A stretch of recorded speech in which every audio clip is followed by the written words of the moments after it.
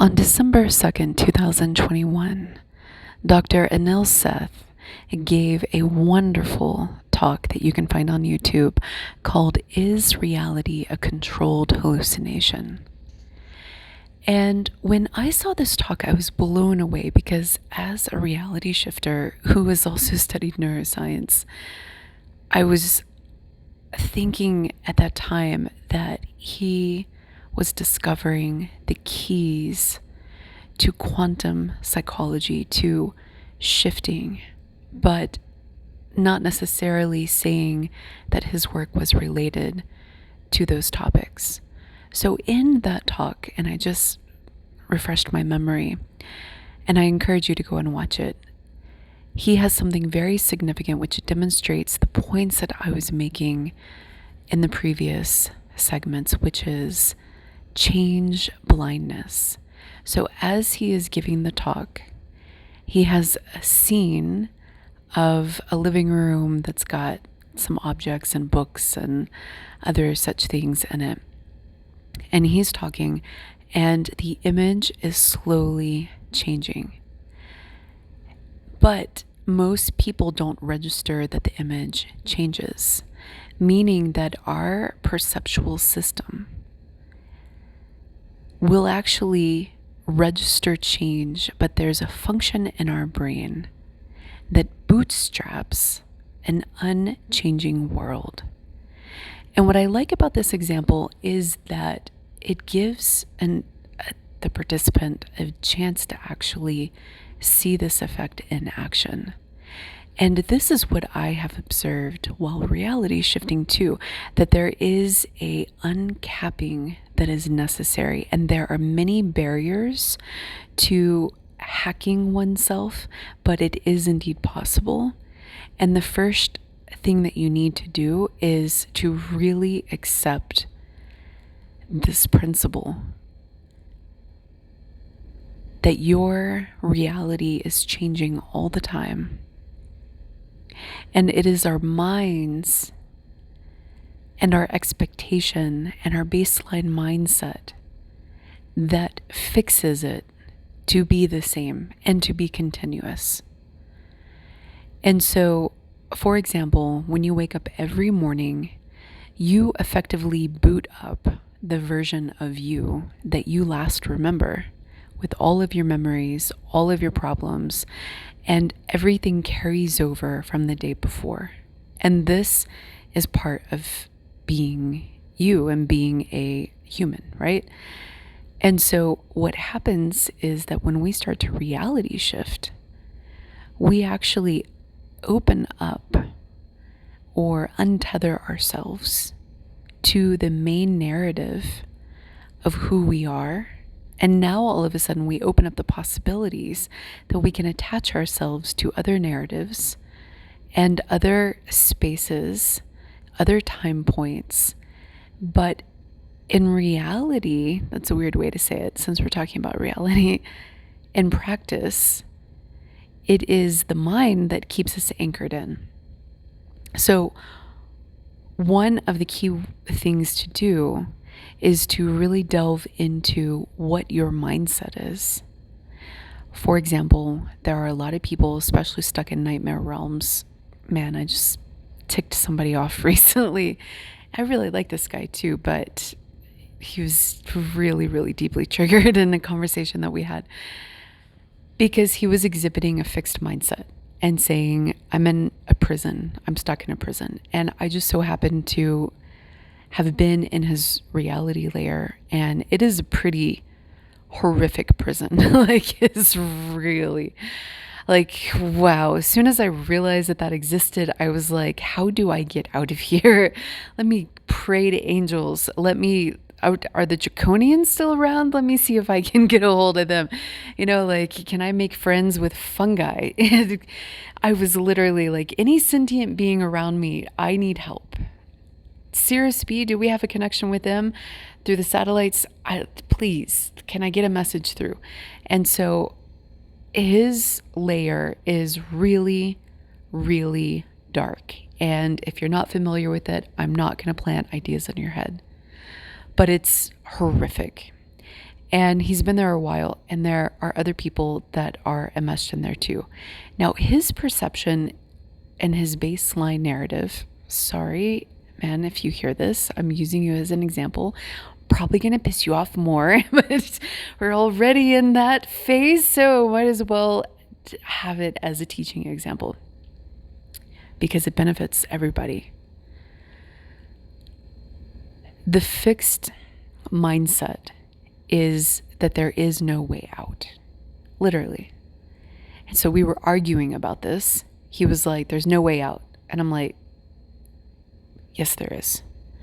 And he was like, no, there's not, because of this sophisticated technology. And I was like, I agree that that sophisticated technology exists and that it's really challenging, but there is a way out. I've been through it. I am teaching people how, I'm literally doing this full time, like how to get out, right? And then it goes back and forth, and he is steadfast in believing that there is no way out. And so finally, I was like, look, I understand you believe that, but I can't take on that belief system with you. And this is what I've found, that a lot of people get really pissed off at you when you don't accept their beliefs, especially when they are self-limiting beliefs. And there are numerous examples of this that I'm not going to go into right now, but I know you have experienced this as well because it's extremely common. And people just get enraged when you're like, no, I don't think we have to be poor, right? I don't think we have to be enslaved. I mean, I know that there are slave masters, but that doesn't mean we have to work for them, right? Yeah, there are options. There may not be pretty options. I'm not saying that being oppressed is desirable, but we don't have to just accept it, right? And so he and I reached this point where I was like, dude, it seems like you've sold your soul for a little bit of peace. Like they've given him a little bit of reprieve. But literally, he believes that there's no way out, period. And he has justifications for that I happen to disagree with. And so by me taking that stand, I deeply offended him. And then the conversation just completely shut down. So this fixed mindset, if we do create reality, right? And I happen to believe that we do. And I happen to believe that if you're in a nightmare reality, you can create your way out. I have done it. Other people have done it too. And so it is an option. It doesn't mean it's easy, right? But the problem is that if you intrinsically believe at your baseline narrative that there is no way out, then you will make that. You will actually feed into that system. You will create that.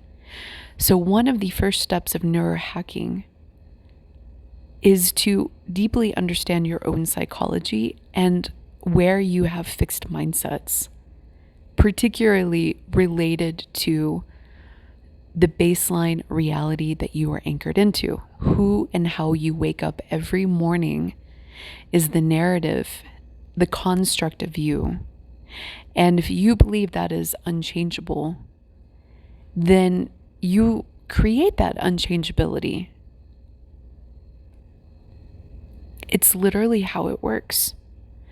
Because you have all of these underpinnings of these narratives and these beliefs and these philosophies. Like, I grew up in a poor family. I come from a disadvantaged background. And there are real inequalities and injustices in the world. I'm not saying that they don't exist. I'm not saying that there aren't more obstacles and more challenges depending on where you're from. I grew up from a disadvantaged background as well. Although it's not as disadvantaged as other people's, I did not have a free ticket to anything. I had to work extremely hard. And I didn't always succeed. And it wasn't easy. But I never believed I was trapped. And I think that that's the difference. That I always believed in myself, even when nobody else believed in me.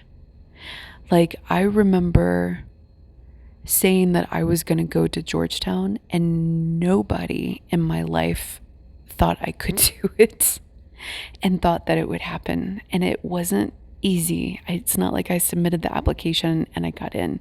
It was a very long process. And it even took going to a conference and then tracking down the person who was on the admissions committee, introducing myself and saying, hey, did you get my application?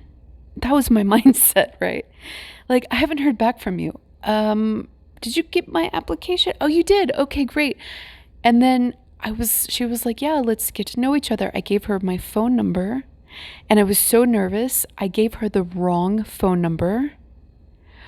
I didn't realize I did this, right? But she told me she was going to call at like 5 for us to talk.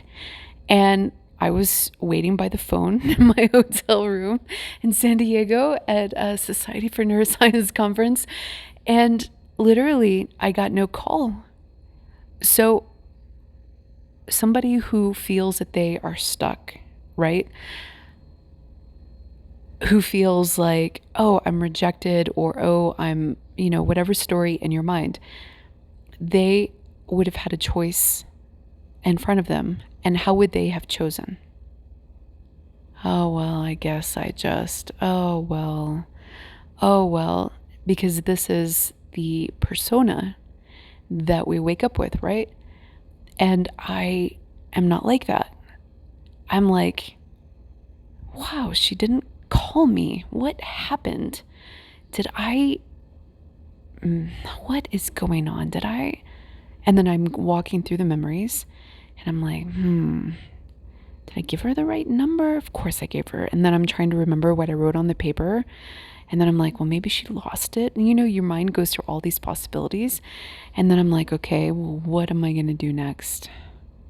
So the next day, I go to one of her students' talks. Like, this is like stalker, right? At this level, I felt really self-conscious, but I was like determined. I was like, I know that this is where I need to go. And I know that I have a stellar college record, but I'm coming from a college that they probably don't know about. And I know that I can make it. I know. And it was just that I know. So I go to her students' talk, and then I go up to her, or I try to find her, and she's busy talking to people, and it wasn't a way that I could comfortably interrupt.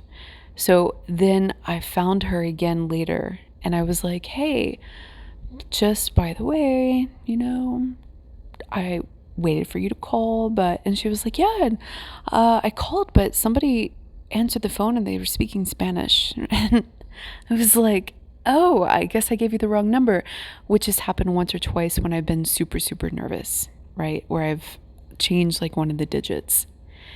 And so we connected, and then there was another couple of hurdles that I had to go through, but I made it. And it was something that was very illustrative of who I am. And even my husband at the time was like, okay, you're going to try to go to where? Oh, okay. Yeah, of course I believe in you.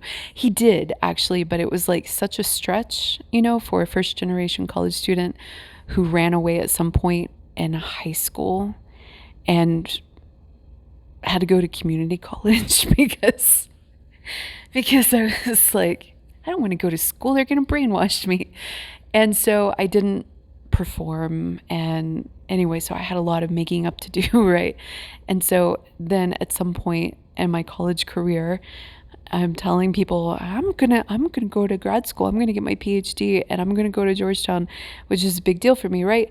And they're like, yeah, okay, And so this belief in one's abilities in spite of, and this is the most important take-home message, is that when you're reality shifting, especially if you're trying to shift out of nightmare places, the attitude of in spite of is incredibly powerful and important. And intrinsic to your psychology, if you have that belief, in spite of the odds, in spite of how challenging it is, in spite of how oppressive the circumstances might be, in spite of how bleak everything is, you deep down know that you are a creator.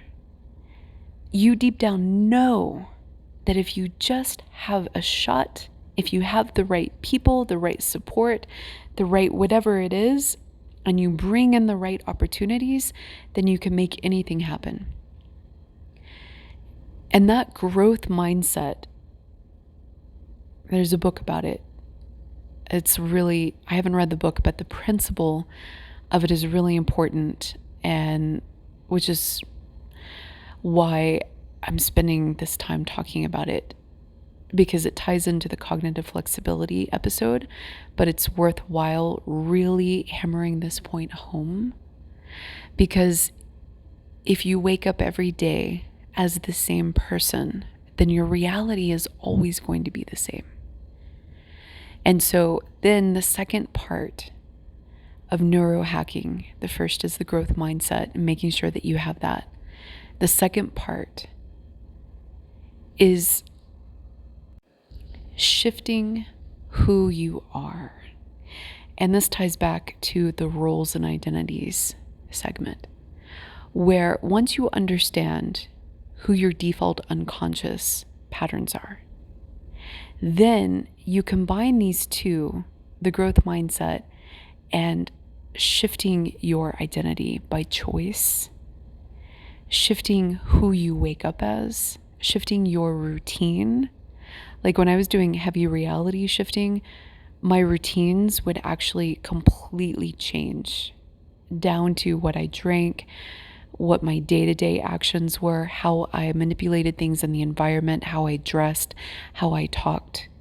And so I would try on these different roles and then reality shift and feel it out to try to get a sense of which reality felt the best so I could pursue, because I didn't know which one to pursue. And I remember going to Sedona. Sedona is a great vortex area. There are many vortex areas around the world, and that's a famous one. And I was doing some heavy reality shifting there. And I remember actually querying the different lifelines that I had active to feel them. And part of that querying was walking around and changing my posture, changing my persona, and changing the way I was interacting with the world, and feeling the energetic ley lines is what I want to say, as I was connecting to them. And because that is such a potent place where there are many different ley lines that are active, not only from the earth, but I believe for individuals, and I believe that there are several Sedonas that are stacked on top of each other, which is why it's a vortex area. So you drive in one, you might actually exit another. It's kind of magical like that. And so because of that fluidity, I was able to feel the lifelines, and I received feedback from a lifeline that wasn't on my radar at all, being an artist and being a musician, which I set off when the pandemic hit to do exactly that, which led me to here. And I did that by faith, because at that time I was pursuing other lifelines, and I don't want to go into all the different ones, but I had several options that I was working on, that I was nurturing, and then I just let them all go. So by trying on different roles, by getting feedback, about the options that you have available, you might be surprised. And by having this undying belief in your ability to navigate through anything or to call for the right help, even if it's flies, like flies can be sentient in some places. So, and they just can go and sit on different walls and listen to things. You can be really creative if you're really in a reality prison. You can be very, very creative. There's a whole watcher system in some places. And so you can always call for help. And there are rules. And if you're in a purely lawless place, then you're probably not, actually. Because there are rules about free will and sovereignty. And there are contracts and negotiations, and there are whole systems, matrices that are designed about this. But one of the most powerful things that somebody can convince you is that you don't have a choice, right? It's like you have no free will, you have no choice. This is just your lot in life. And I would say bullshit. And it doesn't mean you can wake up tomorrow and be in a different reality layer. It doesn't work exactly like that, but you can navigate out. And so the third neurohacking thing, so once we have the psyche and the growth mindset down and the roles, and we deeply understand that, the third is understanding that your reality is a hallucination, and understanding that there has been great work by other neuroscientists that have demonstrated quite clearly that your perceptual system lies to you. And so with that in mind, that means you could be shifting in and out. And even though your mind might not be ready to perceive that, just by having the belief, right? Because this hinges upon the belief that you are a creator and you can create your own reality.